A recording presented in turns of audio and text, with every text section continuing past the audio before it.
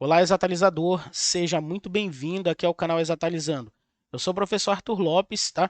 E hoje nós vamos ter um vídeo sobre a raiz quadrada de números racionais. Acompanhe comigo na tela. Beleza. Primeiro que a gente tem que relembrar aqui é o conceito de número racional, tá?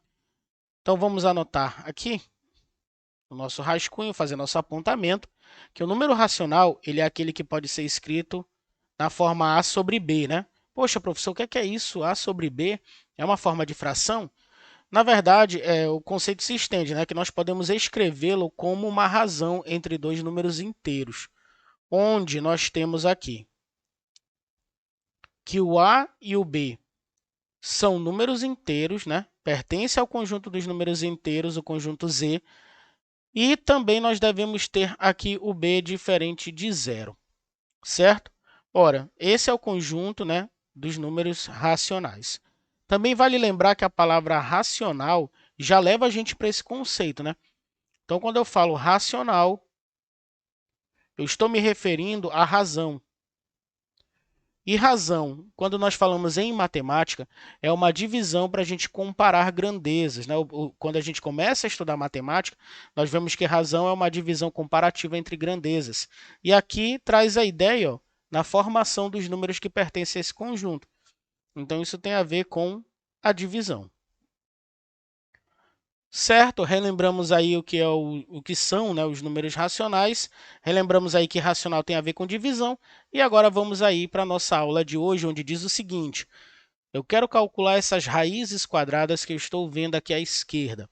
Você vê que algumas são fracionárias, você vê que outras são decimais, tá? Então, como que a gente vai fazer isso? Nós vamos usar uma propriedade das raízes quadradas de frações, tá? Então, vou escrever ela aqui também nos nossos apontamentos, que diz o seguinte: ó, se eu tenho a raiz quadrada de uma fração, eu posso separar isso nas raízes quadradas do numerador e do denominador. Então, eu vou reescrever essa fração como a raiz quadrada do denominador, do numerador, e a raiz quadrada do denominador. Tá? Essa propriedade aqui é que nós vamos utilizar. Vamos aplicar agora no nosso exemplo 1, que a gente tem a raiz quadrada de 49,81 avos. Então, você chega aqui, vamos utilizar nossa propriedade, vai ficar a raiz quadrada de 49 sobre a raiz quadrada de 81. Ok? Raiz quadrada de 49, nós sabemos aí até mentalmente, né, que isso vai ser 7. Por quê, professor? Porque 7 ao quadrado é igual a 49, certo? Não esqueça disso.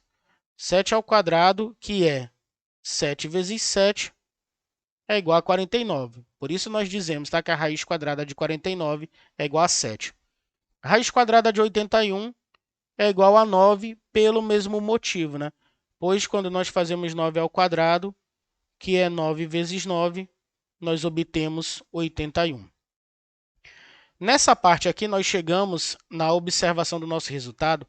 Nós precisamos ver se a nossa fração já está na forma irredutível. Tá? Se eu não consigo mais simplificá-la, se não existem mais divisores comuns entre o meu numerador e o meu denominador, que não seja o número 1. Tá? Porque você sabe que os números aí a gente pode dividi-los, usar o 1 como divisor de todos os números. Então, temos aqui ó, 7 e 9, não tem outro divisor em comum, fechamos a nossa conta. Então, ó, esse aqui é o nosso resultado final, nossa fração irredutível. Raiz quadrada de 49,81 avos, 7 nonos. Agora, a gente pode aplicar a mesma ideia para todos os outros exemplos. Então, nós temos aqui, ó, raiz quadrada de 36,25 avos. Isso vai ser a raiz quadrada de 36 sobre a raiz quadrada de 25. Ora, quem é a raiz quadrada de 36? É 6. Por quê? Porque 6 ao quadrado, que é 6 vezes 6, é igual a 36. Quem é a raiz quadrada de 25? É 5, pois a gente tem que 5 ao quadrado, que é 5 vezes 5, é igual a 25. 6 e 5 não têm divisores em comum que não sejam o número 1, portanto, já estamos aqui na nossa fração irredutível e fechamos a nossa conta. Exemplo 3, raiz quadrada de 16 centésimos. Então, aqui a gente vai fazer o seguinte, vamos separar a raiz quadrada do numerador, que é 16, sobre a raiz quadrada do denominador, que é 100. Raiz quadrada de 16 é 4, pois quando nós fazemos 4 ao quadrado, que é 4 vezes 4, isso é igual a 16.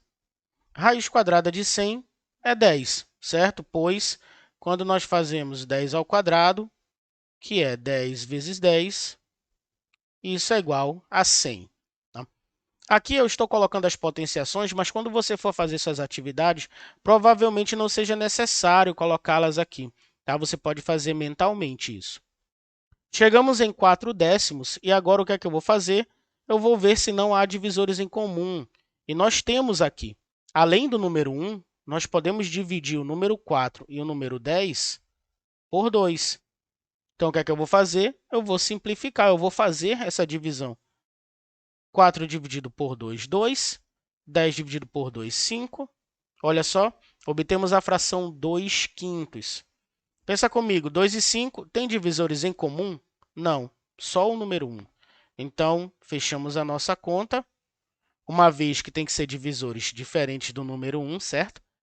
A nossa raiz é 2 quintos. Portanto, a raiz quadrada de 16 centésimos é igual a 2 quintos na sua forma irredutível. Vamos aqui para o nosso exemplo 4, a raiz quadrada de 196,49 avos. Façamos aí a nossa propriedade. Isso vai ser a raiz quadrada de 196 sobre a raiz quadrada de 49, certo? Agora, você fica na dúvida assim, uma dica, né? Poxa, se a raiz quadrada de 196, quanto é que vai ser? Você olha a unidade da nossa fração, tá bom? A nossa unidade é 6. Aí você pensa comigo, quando eu analiso os números quadrados, né? 5 ao quadrado, 6 ao quadrado, 7 ao quadrado, aí assim por diante até o número 9, você vê que, para terminar com 6, para a unidade ser o número 6, a gente tem duas opções. Ou eu posso fazer 4 vezes 4, que dá 16, ou eu posso fazer 6 vezes 6, que dá 36. O que isso significa? Que eu reduzi a minha análise. Imagina que você não sabe quem é a raiz quadrada de 196 e você ia testar um por um. 10, 11, 12, 13. Olha o trabalho. Então, você descobriu que só pode ser um número que termina com 4 ou 6. E como a gente tem 196 e você lembra que 10 ao quadrado é 100, como nós fizemos ainda há pouco, você pode chegar aqui e pensar no número 14, por exemplo.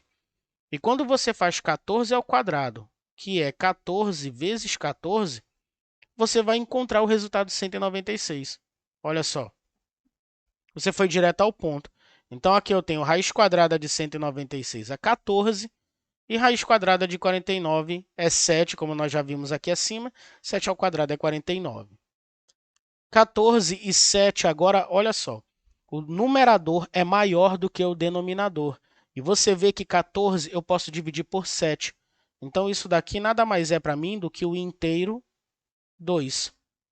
Tá bom? Então, eu tenho 14 sétimos, ou seja, 14 dividido para 7, isso é igual a 2. Então, a raiz quadrada de 196,49 avos é 2.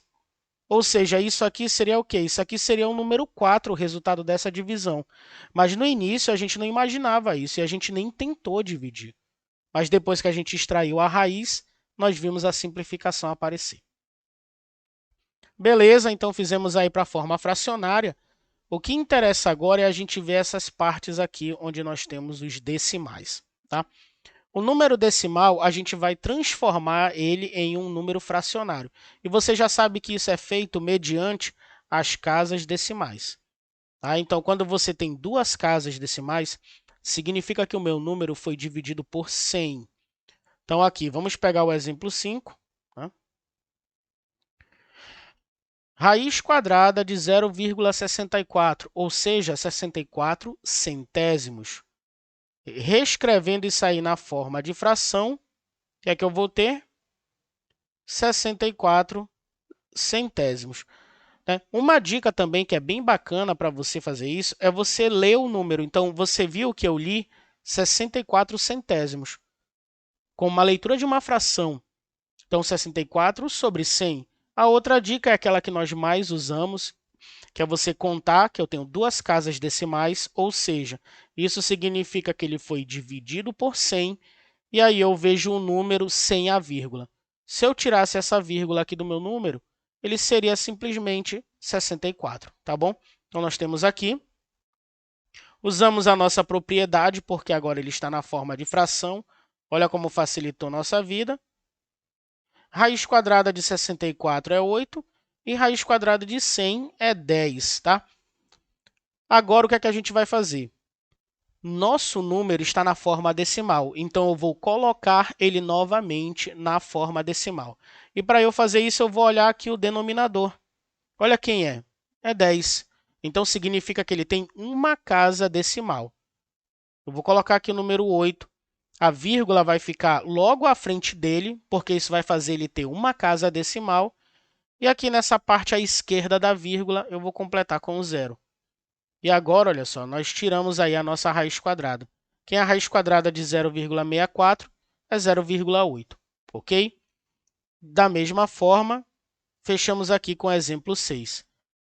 2 inteiros e 25 centésimos, ou seja, isso daí, quando eu olhar na forma fracionária, ele tem duas casas, ele foi dividido por 100, e sem a vírgula, esse número é 225. Vamos separar aqui cada um deles. 225, raiz quadrada de 100. Raiz quadrada de 100 nós já sabemos que é 10, então vamos logo resolver aqui. E 225, aquela mesma dica, tá, pessoal? Ele termina com o algarismo 5, né? A unidade dele é 5.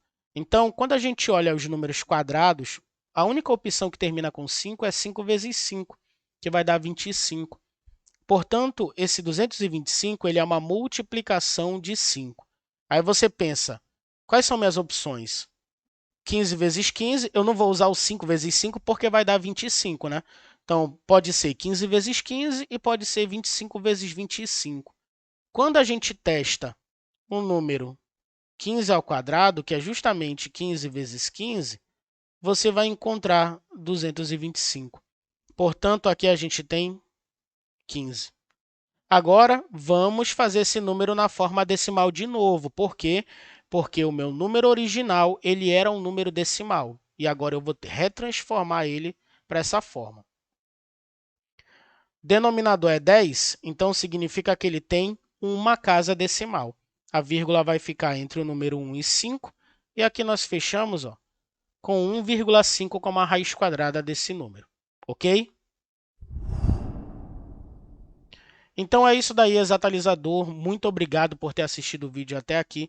Eu espero que você tenha entendido, que ele tenha ajudado você a entender um pouco mais as raízes quadradas dos números racionais, certo? Então não esqueça, deixa o like aí no vídeo, compartilhe com seus amigos, ative as notificações e fique ligado aqui no nosso canal, que sempre vai ter uma novidade aí para te ajudar na sua jornada em física e em matemática. Um abraço a todos e até o nosso próximo vídeo. Tchau!